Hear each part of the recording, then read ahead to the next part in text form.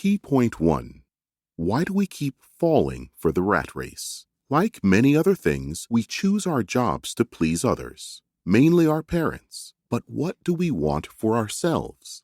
Today, many people choose to be trapped in a race against themselves. The rat race idea is that you keep doing tons of hard work and often unnecessary work to make ends meet. You do everything it takes, and your employer, the government, and utility bills take away nearly everything you've earned, leaving you with little or nothing to save. The rat race is an endless quest where you must work hard to catch up with bills and taxes. Sadly, many individuals are aware of the rat race and hate to be a part of it, but are worried about backfiring from their social circle. They keep racing anyway. We've all heard conventional advice. Go to school, study hard, get a good job, and everything will be all right. The truth is, this advice is a clear indication of how the poor and middle class see financial security. The rich don't see things that way. This is no longer the recipe for a life free of financial struggles. Good education and high grades no longer guarantee success. Financial education is robust, while money is where this power manifests.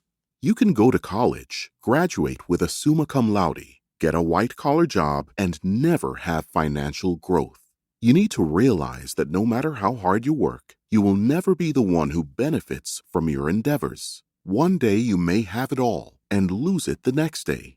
However, you can gain power over money and start building wealth from scratch with financial literacy.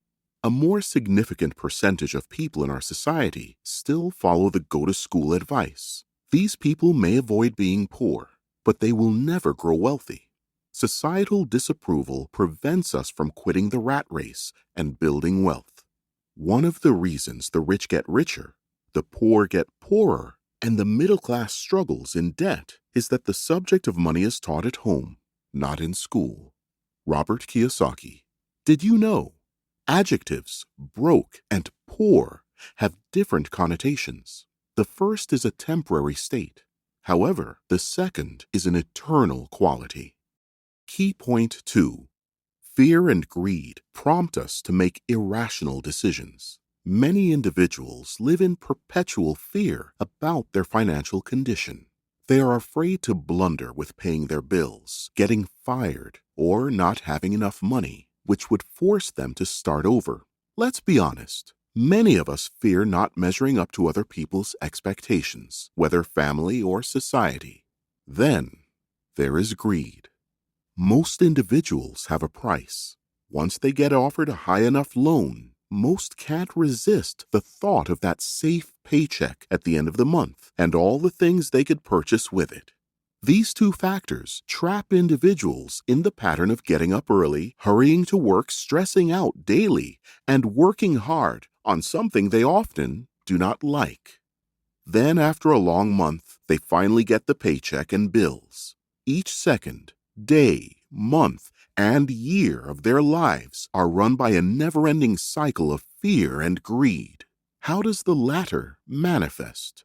Typically, we are afraid of losing our jobs, and greed shows when we can't wait any longer to get that paycheck, saving only enough to go on vacations from time to time, and forget about the endless, unhappy struggle. Nevertheless, even if we make money, our greed will try to persuade us that it's still not enough, forcing us to continue the rat race.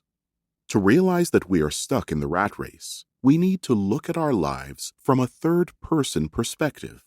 A rat race is a tricky phenomenon. On the one hand, we know what to expect, and no one needs us to make tough or any decisions. On the other, this supposed lack of responsibility doesn't make us happier. We rush to work, scared of being late and getting fired. The more we give in to the rat race, the more our brain learns that this is our natural behavior to run after something unattainable endlessly. So, we get the education and pass all exams with flying colors, then go for the job that should pay. However, this conventional path passed down by our predecessors doesn't let us experience financial growth. Greed only dictates raising our living standards, but it doesn't teach us how to do it. Financially ignorant people allow emotions to control their decision-making. The fear of losing money prevents them from investing in assets or stocks because of the risk involved. Greed encourages spending money to improve lifestyle, which is safer than investing in assets. Fear and greed hinder people from becoming wealthy in the long run. You have to gain financial knowledge to get out of this rat race. To buy assets, you must learn how they differ from liabilities. Key point 3. Conventional education systems don't teach financial knowledge. Self-education is the key to financial success. There needs to be more than talent and a college degree to build wealth.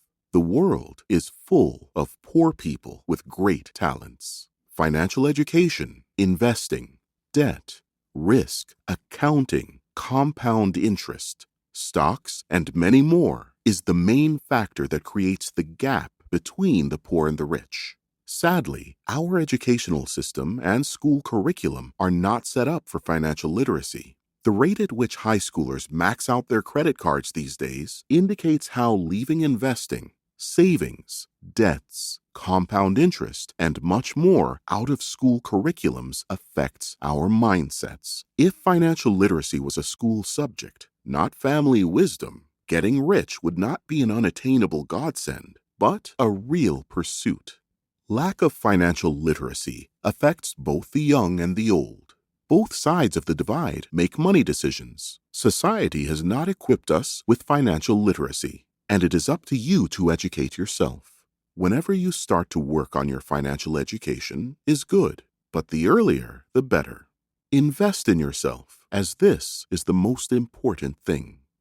Start by investing in your mind. Enroll in seminars and finance classes, and read as many books as possible.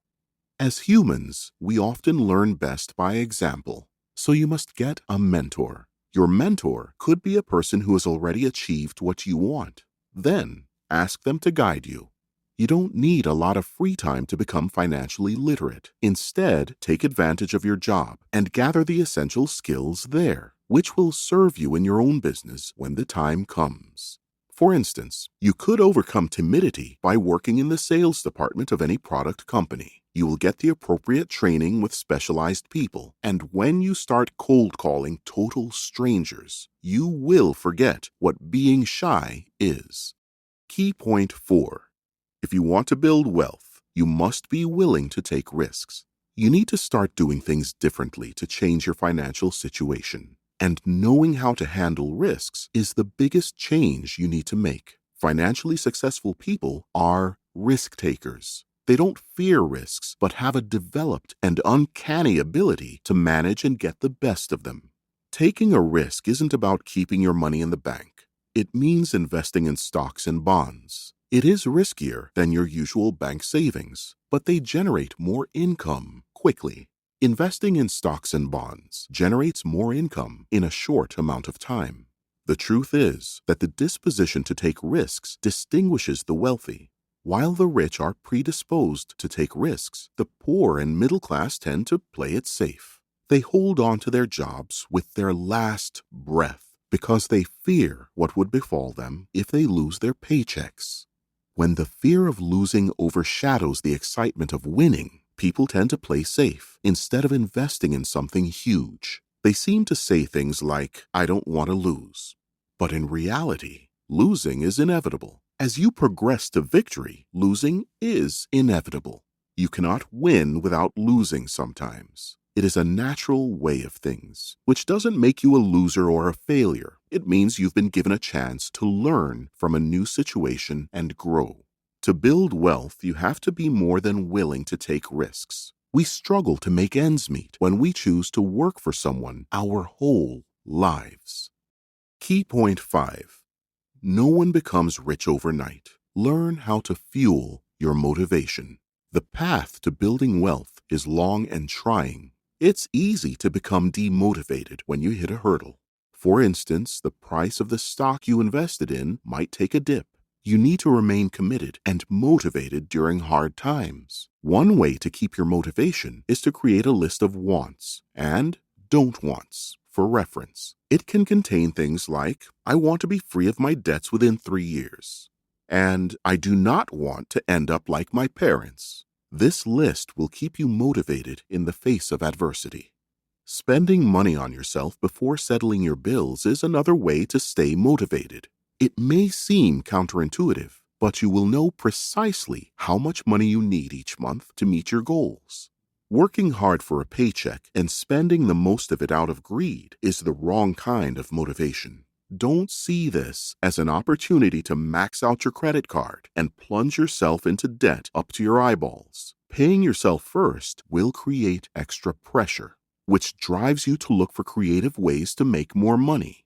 This will also help you develop financial discipline, a quality familiar to all financially successful people.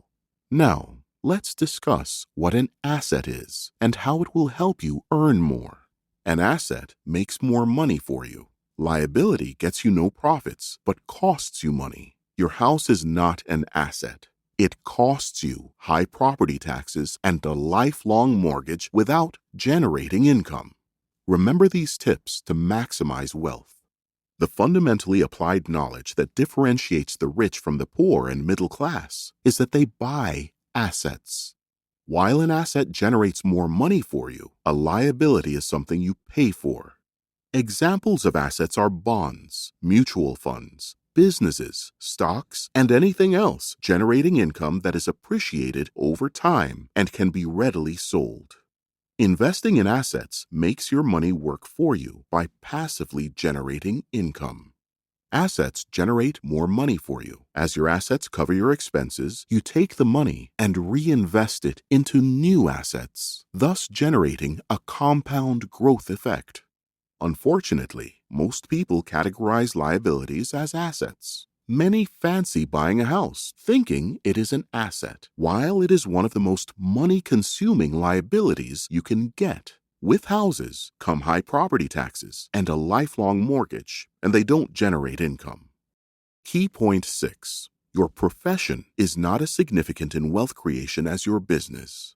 Business and profession are different things. Your profession is whatever you do, as your day job pays your bills, buys groceries, and generally covers your cost of living. On the other hand, investing your time and money into a business will grow your assets. It is nearly impossible to build wealth with just your profession, as it only covers necessary expenses in most cases. To create wealth, you must build a business while you work at your job.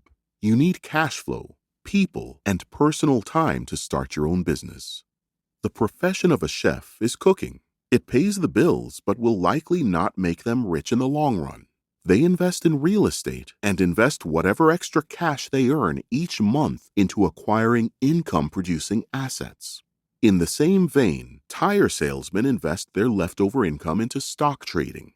These two instances show that professions cater to monthly bills, but by committing extra income to businesses, they are growing their businesses and increasing wealth. Your work will initially fund your business.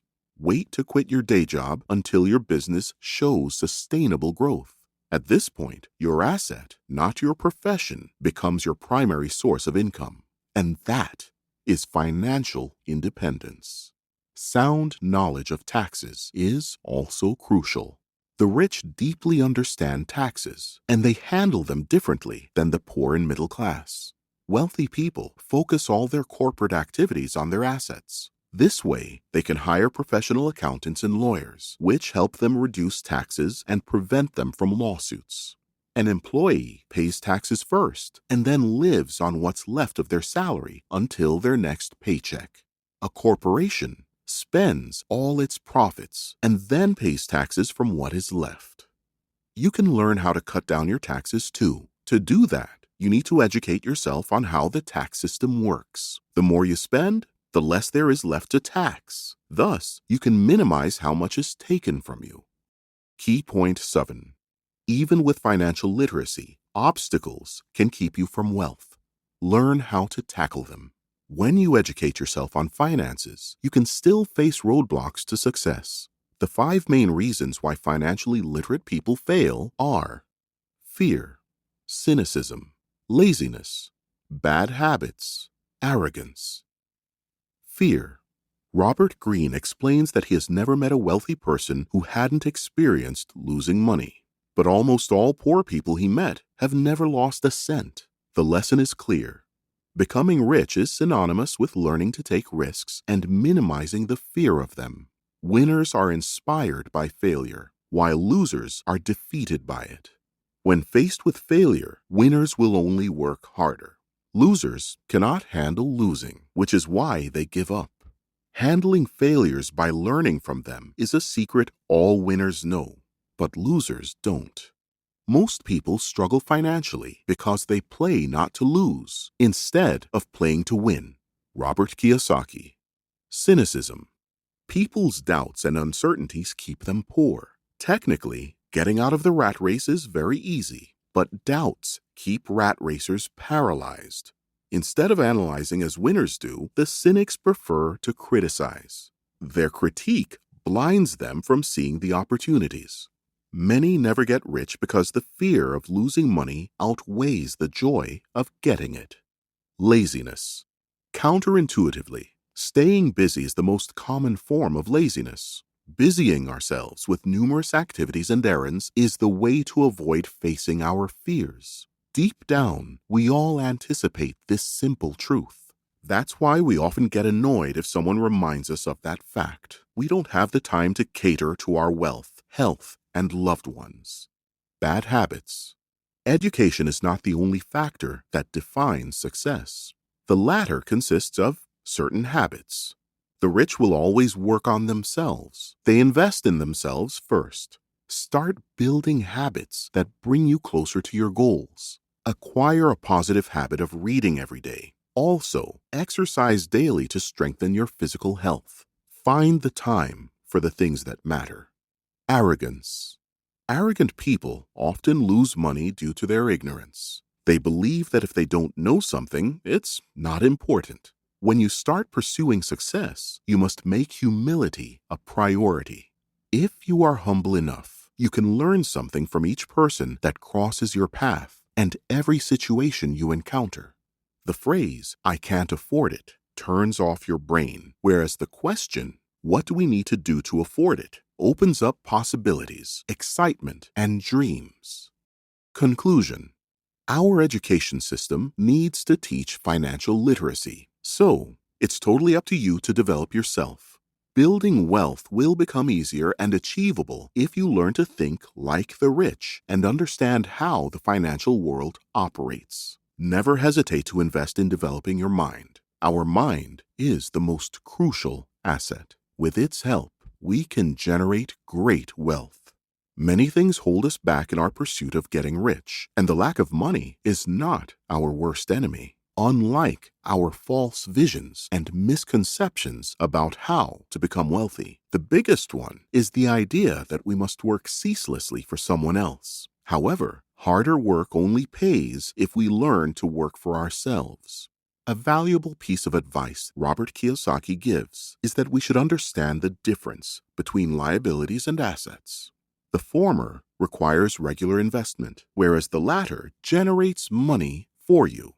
Moreover, we need to get familiar with how this taxation system works and follow big corporations' example regarding their earning, spending, getting taxed cycle.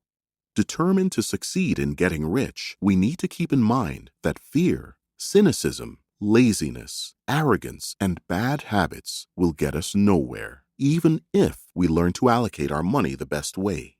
Try this. Reduce your liabilities and unnecessary expenses and get some assets. The wealthy worry about asset columns, not income statements. Start thinking like the rich and focus on building your asset columns. Investing in real estate is an excellent path toward financial independence. If you get the opportunity to invest in real estate, take it. Connect with successful people in the business you are interested in and learn as much as you can from them. Money comes and goes, but educating yourself on finances will make it possible to start building wealth.